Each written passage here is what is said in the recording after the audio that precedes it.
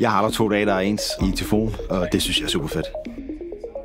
Jeg hedder Nick. Jeg er netværkskonsulent hos iTelefon. Altså noget af det rigtig fede ved at arbejde i iTelefon er, at du får lov at lave nye setups. Du får lov at udvikle på nuværende setup hos kunder. Hver dag kommer der en ny case ind hos en kunde, der måske har haft en nedbrud, eller en kunde, der har nogle spørgsmål til en løsning, skal lave i fremtiden, hvor vi faktisk er med fra start til slut til at løse den her case, og du så faktisk ser det drift efterfølgende. Og det er bare spiller og kunder tilfreds. Det er fedt. Jamen, i iTelefon, der arbejder vi i teams. Det fungerer jo egentlig, at man i sit team koordinerer de opgaver, der kommer ind i teamet og fordeler blandt folk. Projekterne, dem er vi jo med til selv at udforme, så jeg har rigtig stor indflydelse på vores egen dagligdag. Den fleksibilitet betyder rigtig meget for mig. Den bruger jeg rigtig meget sammen med mine børn. Det kan være, når jeg sidder sammen med mine drenge og snitter ude i haven, eller leger med Lego. Det synes jeg er super fedt, vi har det mulighed.